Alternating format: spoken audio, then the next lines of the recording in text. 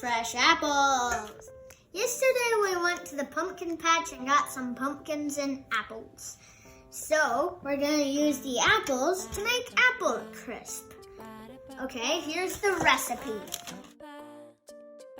We're gonna get started on this apple crisp. Step 1, preheat the oven to 350 degrees. We did that, you should do it too. Step 2, slice the amount of apples you have, and then you should let an adult help you cut the apples for this part. As you can see, I taste tested them while my mommy was cutting them, and they were the best. Step 3, add the apples and also add 2 tablespoons of sugar and 1.5 teaspoons of cinnamon. You don't really need to put them in a bowl. You can just put them in a pan. These things are super tasty. Next step, you add this sugar and cinnamon.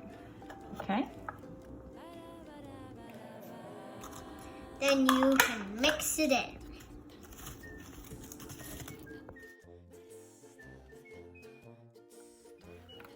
Okay, so we have it all nice and mixed. By the way, if you want to, you can put some pumpkin spice in there also. So, you can pause right there if you want to get your pumpkin spice.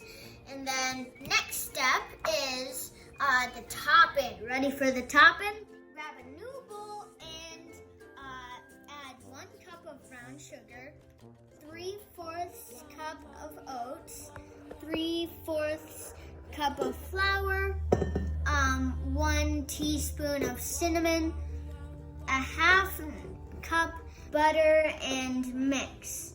So grab your bowl and your brown sugar. You just move this right here. You can have a little bit of brown sugar. Okay, so it kind of looks like wet sand. Back in there. And I'm just gonna have a little bit. Not so bad. I love brown sugar. Okay, what else are we adding? Okay. We're also adding 3/4 cup of oats. So here's our oats. If you are gluten-free, you probably want to use these. What? What? You're just so cute. Okay. And that's true. So, put this down in. You can tilt it if you want to make it a little easier. There. Put that in there. There. And what else? And whisk it in.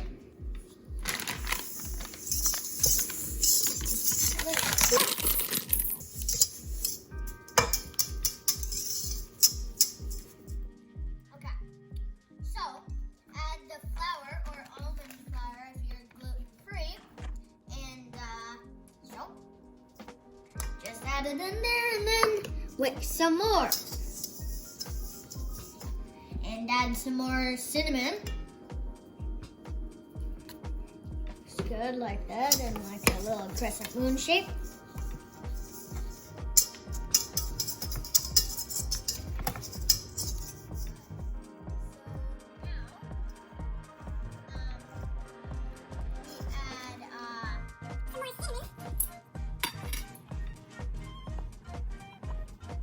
Yep, and then you'll whisk some more.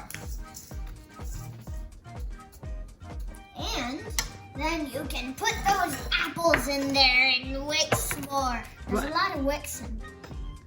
What? We're gonna move this on top, remember? Oh, sprinkle this over your apples. Then, if it's really piled up in an area like this, you can just. Beep, beep, beep. Ooh, this is looking good. It is. Smells good already. Yeah. I'm gonna try this little apple and see how it is. Wait. Look. disgusting. Okay. What? You're just adorable. That's. You can use your hand if you want. You just have to wash them at the end. Yeah, okay. Or I can like him. It tastes great.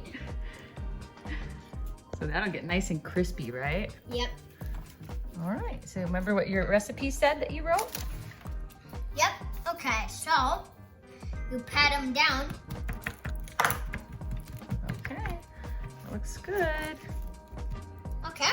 And then you bake about 40 minutes, eat while it's warm, and then enjoy. Enjoy!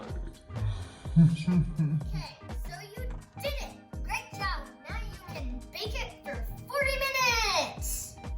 And then you can enjoy. Okay, it's done. Great job. And this is the gluten-free version. If you didn't do the gluten-free version, it might look a little different, just so you know. And then if you forgot butter like I did, you can just like melt it and pour it on. So I wish you could smell this. It smells so good. Wait, you probably have. It's all the way through the video. Okay, it's all done. It smells so good. You can have it now. This thing turned out so good. It's the best with ice cream. Let's see this thing. Apple crisp a la mode. Ah.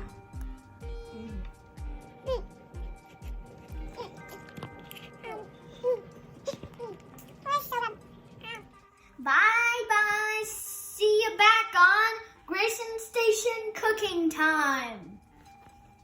Bye. Bye. Bye. Bye-bye. Bye. It's been a good time with you on Greyson Station cooking time. I hope you little Greys like it. And you just finished the video. Great job.